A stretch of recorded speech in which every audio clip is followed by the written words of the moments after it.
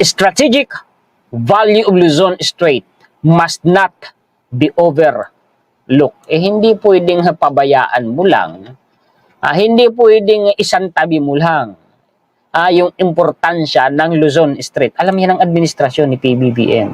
Alam po yan ng Department of National Defense. At tayo po yung nagkakandak na dyan ng pagpapatrolya. Diyan, sa Luzon Strait. Mabuti na lamang. Paano kung hindi? Paano kagaya ng nakarang administrasyon? Mga kaistorya, ginawan ko na rin ng content. Yung Fuga Island. Gustong gawing $1 billion, kung di ako nagkamali, Smart City. Ng China. Aba, pumalag si Enrile kaagad. Sabi niya, para ikang dagger yan, delikado yan. Yung Fuga Island parang dagger na nakatutok. Kutsilyo. Ang dagger kasi kutsilyo ng militar, no? Parang dagger yan na nakatutok sa dibdib o sa puso ng Pilipinas. Sabi ni Enrile, flatland umano yung Fuga Island na yan. Pwedeng gawing military base. Paano kung natuloy pala yun? Later on, itinanggi ng administrasyon. Wala naman daw kayo tinigil. Pero may mga report. At bakit papalag si Enrile kung hindi totoo? Di ba? Mga kaistorya. Ngayon, iba sa administrasyon ni PBBM, sa halip na papasukin ng China, binabantayan para po maitaboy ang China. Diyan lang kayo, hanggang dyan lang kayo. Hindi niyo pwedeng pasukin to. Amin ito, Pilipinas ito. Ganyan ang pagkakaiba. The Strait, and in particular, the Bashi Channel, kaya nga sabi ko sa inyo, halos iisa yan, has become integrated into the nuclear strategies of both the US and China. Naku, nakakabahala yung mga terminong ginagamit. As a regional geopolitical attention shifts to Taiwan and the Taiwan Strait, it is easy to overlook the Luzon Strait. Yet, it is perhaps the most important strategic strait providing exit and entrance to the South China Sea. Dati kasi ang usapin nakatutok sa Taiwan. No? Ngayon, nasa Pilipinas na pinaka-importante na hindi dapat pabayaan, hindi dapat isantabi. Pinaka-importanting strategic strait umano ay ang Luzon Strait. Moreover, it is the increasing focus of competing US and China intelligence, surveillance, and reconnaissance mission. What makes it so important? Bakit napaka-importante daw ng Luzon Strait? The answer must be found in the context of strategic plans of both China and the US in the event of war. Napaka-importante pala niyan kung panahon na ng digmaan. The Luzon Strait is situated between Taiwan and Luzon, the northern portion of the Philippine archipelago. It connects the South China Sea to the Western Pacific. It is important for commercial shipping and cable communications, yung undersea cable, mga kaistorya, that provide important links among Japan, South Korea, Southeast Asia. Such cables are quickly becoming a security issue in the region. The South China Sea is a nexus of the US-China strategic contest for domination of the region. In Washington and Beijing have overlapping and converging strategies to win in a kinetic conflict. Beijing is developing what the US calls an access area denial strategy, designed to control China's near seas, particularly the South China Sea, and to prevent access by the U.S. military assets in the event of conflict. The U.S. response is to prepare to cripple China's command, control communications, computer, and ISR system. Yung tinatawag po na ni Amerika na technique ni China, yung access area denial, kukontrolin muna ni China. Pagkatapos, pagbabawalan na niya na magkaroon o lumapit man lang o dumaan man lang ang ibang bansa sa area na yan. Ganon kasimple yan, mga kaistorya. Access area denial strategy. Paano na? Kung ang Bashi Channel, Luzon Strait, na control ni China, paktay ang Pilipinas. Baldado tayo. Baldado tayo. Pilay. Pilay din si Amerika. Sasabihin na naman itong mga pro-China, naku, one historiador may personal naman interest dyan si Amerika. Bakit si China wala? Bakit si Pilipinas wala? Si China na lang ang linaw-linaw. Personal na interest nila. Yung ipinaglalaban at isinusulong nila. Tayo naman sige. Sabihin na natin global dominance, nagkukumpetensya si China at saka si Amerika. Totoo naman yun, may tatanggi ba yun? Kanino kayo papanig? Sa China na komunista o sa Amerika na isinusulong ay demokrasya? Nasabi ko sa inyo, kung gugustuhin ninyo komunismo, mga karapatan ninyo mawawala. Akala ninyo ganun lang yun. Kasimple. Ito na, si Pilipinas. Anong interest naman ang ipinaglalaban natin? Hindi natin kaya. Makipagharapan sa China, hindi natin talaga sila kaya. Totoo yun. Realidad yun. O ano ang interest natin? Anong pakinabang natin? Ayan, EDCA, natutulungan nila tayo. Iba ng takbo ng panahon ngayon. Hindi kagaya noon. Kung naging kalaban ng mga Marcos noon, ang Amerika ngayon kakampi. Ewan ko dito kay Super Ate, mukhang hindi pa nakaka-recover sa trauma niya sa Amerika. Nagbabago ang takbo ng panahon, nagbabago ang ihip ng hangin. Hindi pwedeng kukontra tayo, napakalit na bansa natin. Hindi na ito yung panahon na magiging neutral pa tayo. Sasabihin ng mga ng mga pro-China na, ay, huwag tayo makialam. Hindi nga tayo nakikialam ang kukulit. Tayo ang pinakikialaman ng China. May tatanggi ba yun? Pinapalala umano ng Amerika, ng administrasyon ni PBB ang tensyon dyan sa West Philippines. Tayo ang napoprovoke, mga sinungaling. Balibalik ta rin nyo man ang kwento. Si China ang nag-umpisa ng lahat. At siya talaga ang ugat ng lahat ng problema dyan. Sa area na yan. Hindi si Amerika, hindi si Pilipinas. Di ba? Pinapupugi kasi nila ang China Palakihin ko ulit. Mga kaistorya. Sabi dito, this is the tip of the spear for both. And both are trying to dominate with it on and under China's near seas in the straits, particularly the Luzon Strait in the Bashi Channel within it. Kumbaga ang area na yan, mga kaistorya, puntuhan natin. Yang Luzon Strait na yan, mga kaistorya. Kumbaga sa sibat, yan yung ulo, yan yung talim. Pag nakontrol yan ni China o ni Amerika, magkakaroon sila ng sandata na sibat na matalim ang dulo. Kumbaga, itinulad po sa armas. Ang sibat, mga kaistorya, walang saysay kung wala yung ulo, kung walang talim sa dulo. Diba? So, ang pinakatalim pala ng sibat, mga kaistorya, na binabanggit yung Luzon Strait. Ganun pala. Kaimportante yan sa usaping military. Tuloy natin, palakihin ko ulit.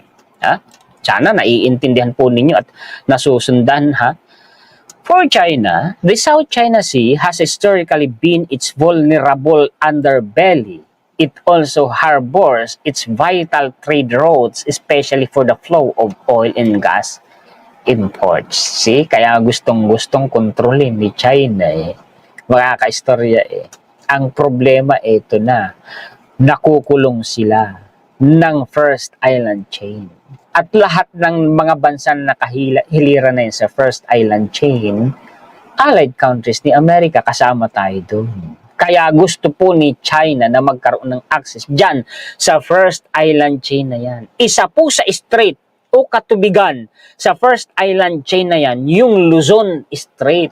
Gusto po yang mawasak ni China at makontrol niya. Naiintindihan nyo na ngayon? Lumilinaw na ang lahat. Ano po, mga kaistorya? Kanino kayo papanig? Sa demokrasya o sa komunismo? Tuloy. Most important, the South China Sea provides relative sanctuary for its retaliatory strike nuclear-powered, nuclear-armed submarines based in Yulin on Hainan. These submarines are its deterrent against a first strike on it, something the US, unlike China, has not disavowed. Tingnan natin yung Hainan. I-search po natin yung Hainan para po malinaw din sa isipan po ninyo yung location po ng Hainan. Ayun ang Hainan. May naval base po sila dyan. Ito ang Bashi Channel, Luzon Strait. Ito ang Taiwan. Ito ang Luzon. Ito naman po ang Hainan. Tingnan po ninyo mga kaistorya Linawin ko po. Lahat po ng ito, mula po dito sa Japan, Taiwan, Philippines, hanggang dito sa may Brunei, hanggang may Borneo, mga kaistorya. First island chain yan. Kaalyado lahat po yan ni Amerika. Pwersa ni Amerika, pinakamalaking largest naval fleet ng Amerika sa Pasipiko, nakabase po dito sa Japan.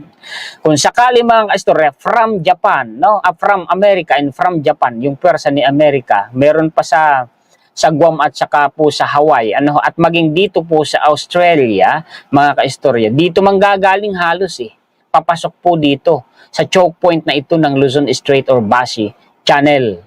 Ang problema pa ni China, ito pa, dito po sa may Strait of Malacca, mga kaistorya, pagdating dito sa may kaalyado naman natin si India. Kaaway naman ni China, si India. Tingnan ninyo, alam ni China na kailangan niyang mawasak ang pader, seguridad ng Amerika dito po sa Indo-Pacific region. Kasi buong Indo-Pacific region yan mula dito, dito sa may Africa hanggang dito sa may Pasipiko, sa may gilid po ng Indo-Pacific region yan. Alam nyo si China, sinabi ko na ilang beses ko na mga kaistorang ginawa ng content, dito po sa may Cambodia, dito po sa may Djibouti, dito sa may Red Sea, may military facility po, may military base sila dyan. At dito po mga kaistorya, mismo sa South China, sa atin pong EEZ, sa may Mischief Reef, may military facility sila dyan. Naghahanda si China. Ang problema, may malaking tinik sa harapan nila. At isa na po doon, si PBBM.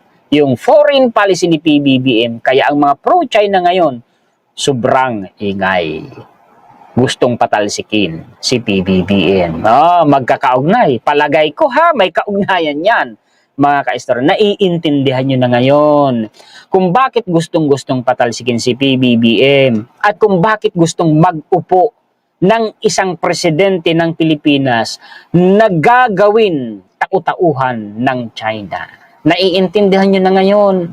Mga kaistorya, delikado. Kaya wag kayong pauuto sa mga pro-China. Kaya hindi ko tinitigilan ang pagre-research po ng mga ganitong issue, ng ganitong mga topic. Para kayo hindi mailigaw. Ito ang power ng isang influencer na kagaya ng inyong lingkod. Ang power naman po ninyo ay iparating sa ating mga kababayan ang content na gaya nito para malinawan sa isipan po nila. The US wants to deny China this sanctuary. Itong gustong mangyari na ito ni Amerika, pabor sa atin o hindi? Pabor sa atin yan. It uses ISR probes to detect and determine the capabilities of China's submarines, as well as to track and in a conflict, target them. So, in the event of conflict, China would want to avoid having its warship, warplanes, and especially in its submarines battled up in the South China Sea, where they can be easily detected and destroyed. Indeed, China would want to prevent this by having these assets break out into the vast Pacific. Eto na, puntuhan ko. Checkmate ang China. Nandyan na ang Amerika. Huli na si China. Galing ni PBBM. Ang galing ng presidente natin. Checkmate na sila. Malabo nang ituloy pa nila yung mataas na ambisyon nila. Mga kaistorya. Kung itutuloy nila, suicidal yun. Patiwakal na sila noon.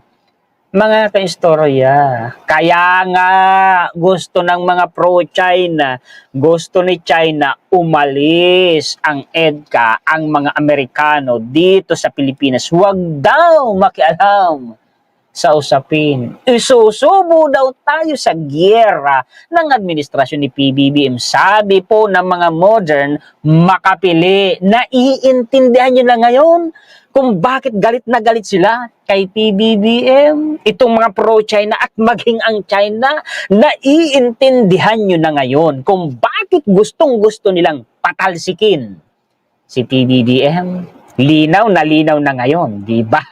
Mga kaistorya, sabi ko sa inyo, magkakaugnay lahat yan. Submarine access Other straits bordering the South China Sea like the Malacca, Sunda, and Balabac Straits are too narrow and shallow for submarines to pass through undetected. The Taiwan Strait is adjacent to and heavily monitored by China as well as by Taipei and the US. This makes Luzon Strait critical in all-out war because the nuclear submarines of both China and the US have a better chance of passing through it undetected. So the Luzon Strait, and in particular the Bashi Channel, have become integrated into the nuclear strategies of both. Tatagulogin ko pa ba'y napaka-simple na nung mga kaistorya. O sige, pasimplihin pa natin ang paliwanag. Mas malalim ang Luzon Strait. Diyan, sa may Bashi Channel. Integrated nga daw po yun. Magkasama yan, magkaugnayan, mga kaistorya. Kasi mas malalim, pwedeng makadaan dyan ang submarine ika ng China at ng Amerika nang hindi basta-basta nadedetect. Tingnan ninyo kung gaano ka-importante ang lugar na yan. Magiging isang malaking sandata pala yan ng China kung makontrol nila yan. Ang problema nila, huli na sila, huli na ang lahat para sa kanila dahil naunahan na sila, nautakan sila ng administrasyon ni PBBM, naunahan sila ng gobyerno natin, naunahan sila ng Amerika. Paano sila ngayon? Di ba? Naiintindihan nyo na kung bakit asar na asar ang mga pro-China at ang China kay PBBM. Di ba? The strait is about 250 kilometers wide and contains the Philippine island groups of Batanes and Babuyan that are part of the province of Cagayan.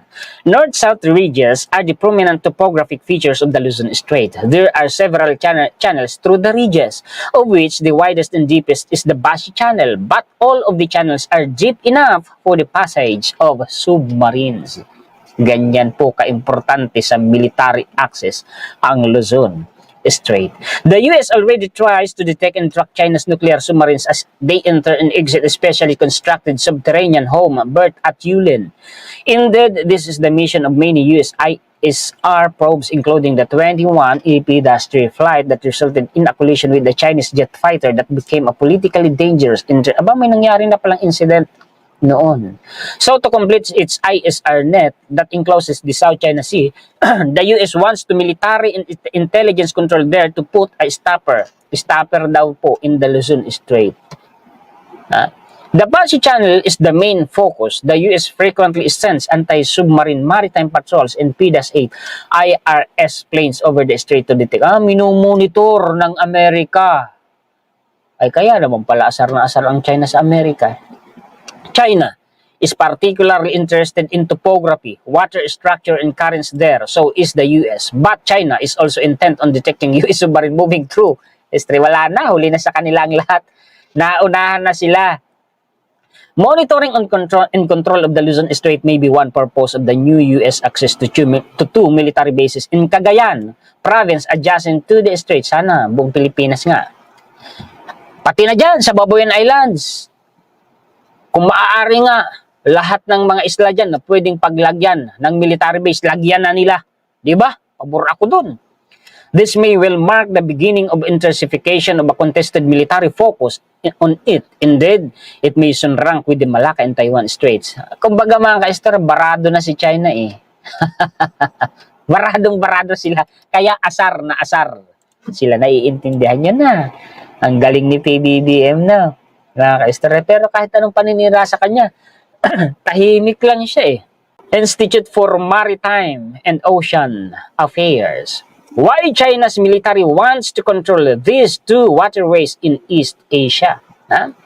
The Bashi Channel, kita nyo, involve yung Bashi Channel, and Miyako Strait constitute critical choke points for Chinese military operations both along and beyond the so-called First Island Chain, di ba? May mga pinanggigalingan ng lehitimo yung mga sinasabi ni Juan Historiador, di ba?